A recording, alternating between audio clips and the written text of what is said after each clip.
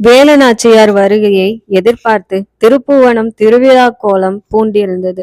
8 ஆண்டுகள் கழித்து தங்கள் மகாராணி படை நடத்தி வருவதை பார்த்துவிட அனைத்து மக்களும் வீதியிலேயே காத்திருந்தனர். சிலர் வான வேடிக்கைகளோடும் மற்றும் சிலர் மலர் மாலைகளோடும் தவம் இருந்தனர்.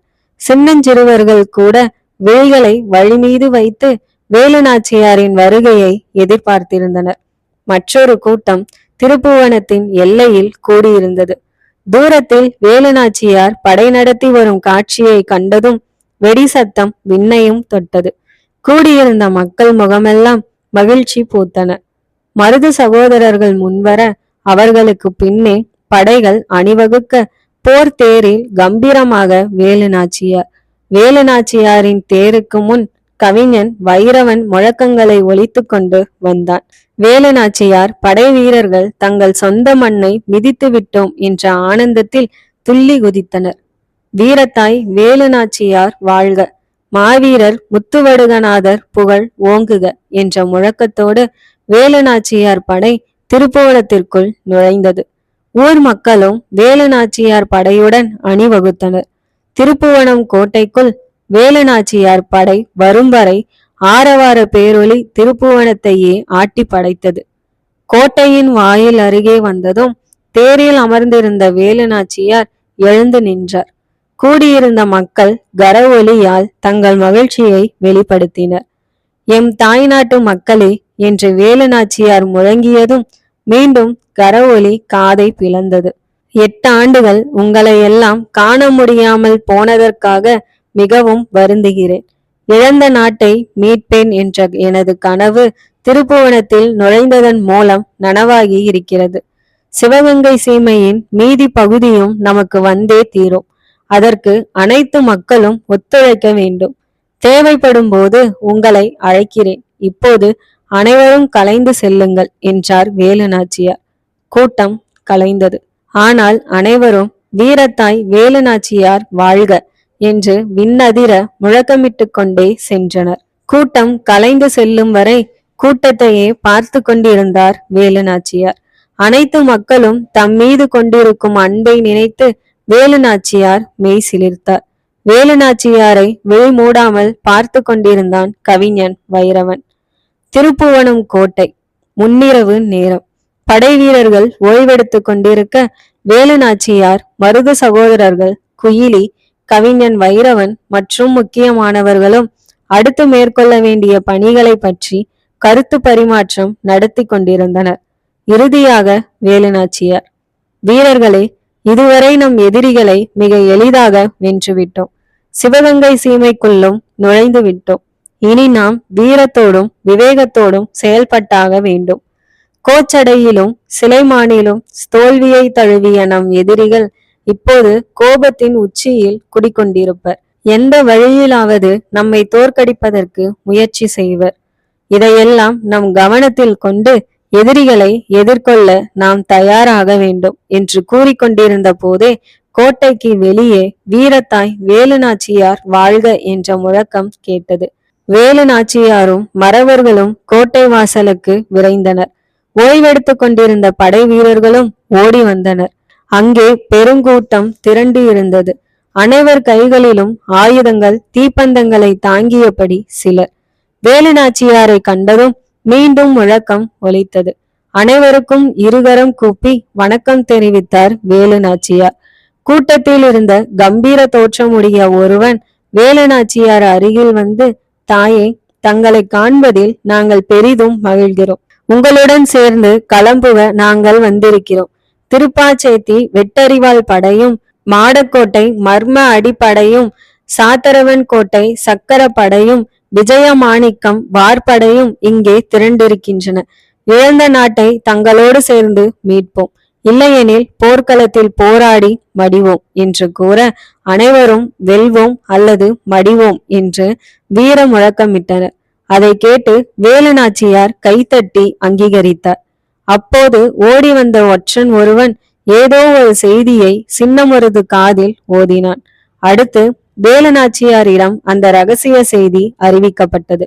ஒற்றன் கொண்டு வந்த செய்தியை அறிந்து கொள்ள கூடியிருந்த கூட்டம் ஆவல் கொண்டது.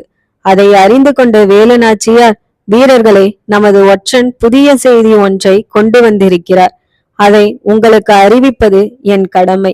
நம்மை எதிர்கொள்ள எதிரிகள் படை மானாமதுரையில் முகாமிட்டிருக்கிறதாம். வெள்ளைக்கார அதிகாரிகள் மார்டின்ஸ், பிரிட்டன் நவாபின் படைத்தளபதி ஃபூரிகான் ஆகியோர் தலைமையில் 3000 படை வீரர்கள் அங்கே நமக்காக காத்திருக்கிறார்களாம். மானாமதுரையை நம் படை கடந்து விட்டால் சிவகங்கை சீமையே நம் கைக்கு வந்துவிடும் என்ற காரணத்தினால் மானாமதுரை வைகை ஆற்றன் கரையிலேயே நமக்கு முடிவுரை எழுத முயற்சிக்கிறார்களாம். நாளை எதிரிகளை களத்தில் சந்திப்போம் என்றார் வேலுநாச்சியார். சந்திப்போம் சந்திப்போம் என்று வீரர்கள் குரல் கொடுத்தனர். வீரர்களே, அனைவரும் ஓய்வெடுக்க தொடங்குங்கள். நாளையிலிருந்து நமக்கு ஓய்விருக்காது என்று கூறிவிட்டு அனைவருக்கும் வணக்கம் தெரிவித்துவிட்டு வேலுநாச்சியார் விடை பெற்றார். ஏற்கனவே வேலுநாச்சியாரோடு வந்த வீரர்களும் புதிதாக வந்து சேர்ந்த வீரர்களும் ஓய்வெடுக்க தொடங்கினர். வேலுநாச்சியார் கோட்டையின் மைய பகுதியில் உள்ள அறையில் மகள் வெள்ளச்சியுடன் தங்கினார். அனைவரும் தூங்கிவிட்டனர். ஆனால் வேலுநாச்சியாரின் விழிகள் மட்டும் மூட மறுத்தன. நாளை யுத்த களத்தில் எதிரிகளை எப்படி சந்திப்பது என்ற சிந்தனையே வேலுநாச்சியாரின் தூக்கத்தை அலைக்கழித்தது. மானாமதுரை வைகை ஆறு. ஒருபுறம் வெள்ளையர் படை, எதிர்கரையில் வேலுநாச்சியார் படை. பிரிட்டன், மார்டின்ஸ், ஃபூரிகான் ஆகியோர் வெள்ளையர் படைக்கு தலைமை. பெரிய மருது, சின்ன மருது, குயிலி ஆகியோர் வேலுநாச்சியார் படைக்கு தலைமை. முதலில் தாக்குதலை எவர் தொடங்குவது என்பதில் சிறிது நேரம் குழப்பம். வேலுநாச்சியாரின் கவன்கர் படை முதலில் வைகை ஆற்றில் இறங்கியது.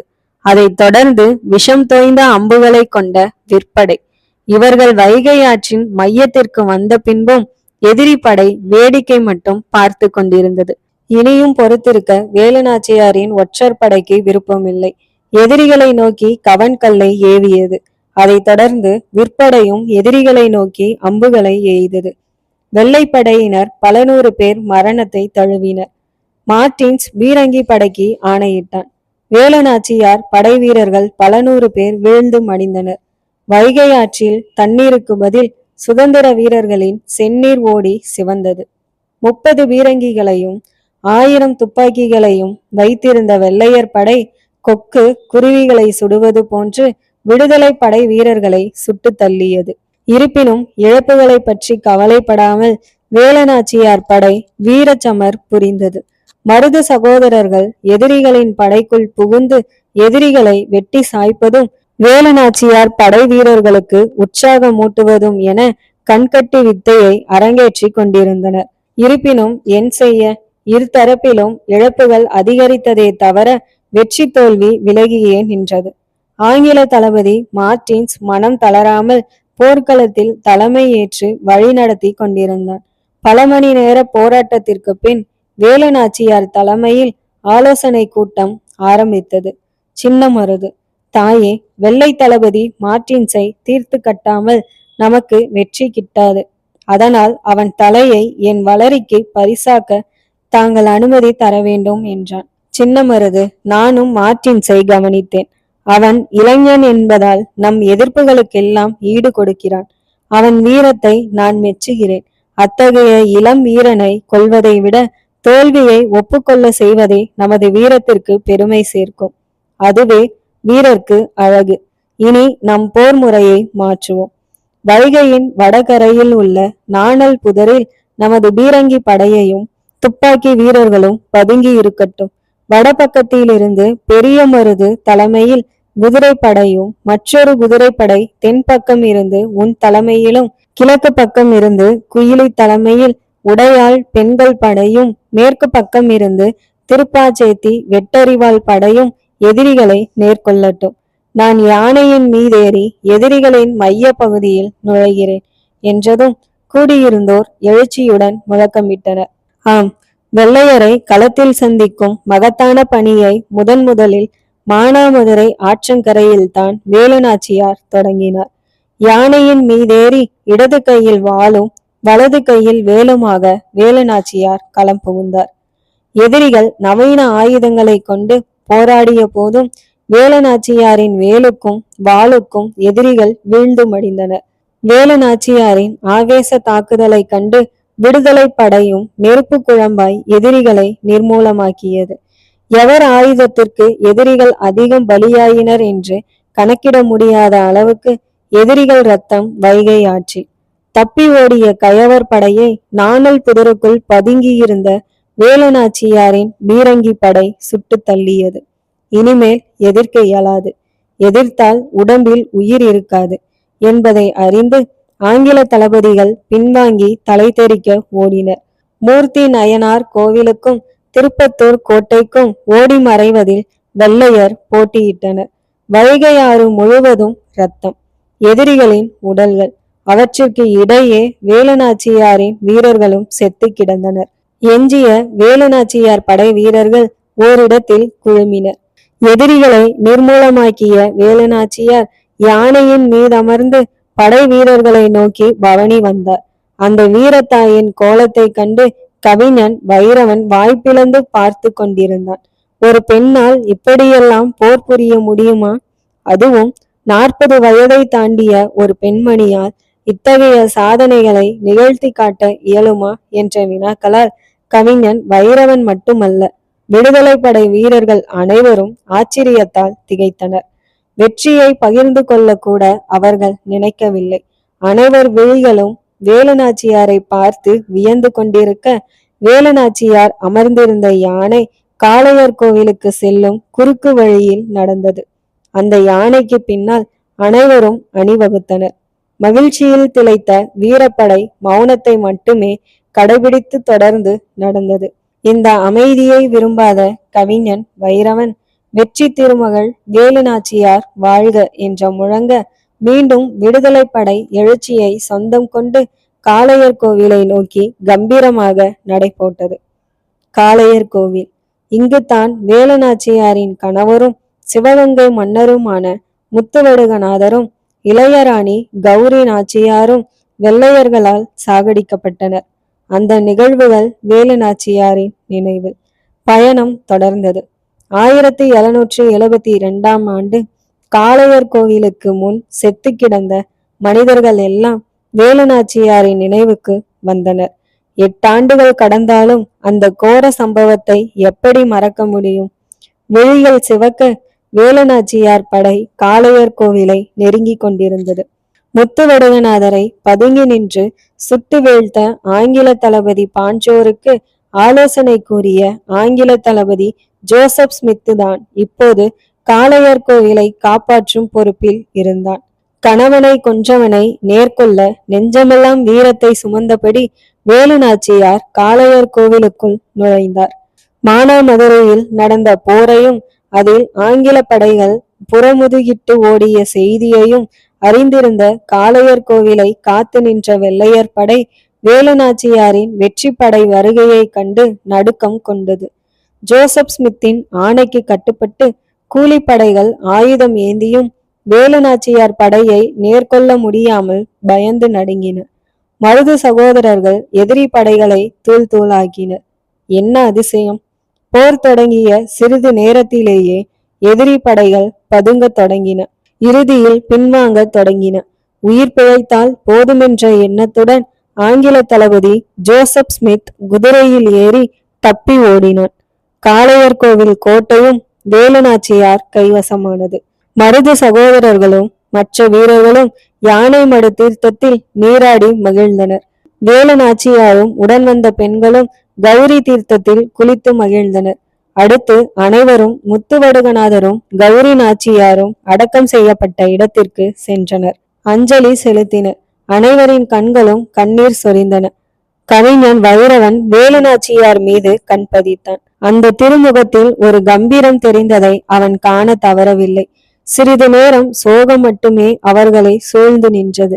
முடிவில் வேலுநாச்சியார், வீரர்களே, நாம் இழந்த 3 பகுதிகளை கைப்பற்றிய பின் மன்னரின் நினைவிடத்தில் இப்போது நாம் நின்று கொண்டிருக்கிறோம். மன்னரின் விருப்பத்தை முழுமையாக நிறைவேற்றிவிட்டு மீண்டும் இங்கே நாம் கூடுவோம். சிவகங்கை சீமையின் மீதி பகுதியையும் நாம் கைப்பற்றியதும் மறைந்த மன்னருக்கும் இளைய ராணிக்கும் இந்த இடத்தில் நினைவாலயம் கட்டுவோம். மன்னர் இறந்த நாளில் சிவகங்கை சீமையே திரண்டு வந்து வீர சபதம் ஏற்க ஏற்பாடு செய்வோம். ஒவ்வொரு நாள் இரவும் பூஜை செய்ய வீரவை பெறும் மக்களுக்கு அனுமதி வழங்குகிறேன். அதற்காக அவர்களுக்கு குலமங்கலம், அந்த நேரந்தல், சிலவந்தாரேந்தல் ஆகிய கிராமங்களை சர்வமானியமாக வழங்குகிறேன். இப்போது நாம் சிவகங்கை நோக்கி பயணத்தை தொடரலாம் என்றார் வேலுநாச்சியார். மீண்டும் போர்த்தேரில் வேலுநாச்சியார். வேலுநாச்சியாரின் வீரப்படை சிவகங்கை நோக்கி சீறி பாய்ந்தது.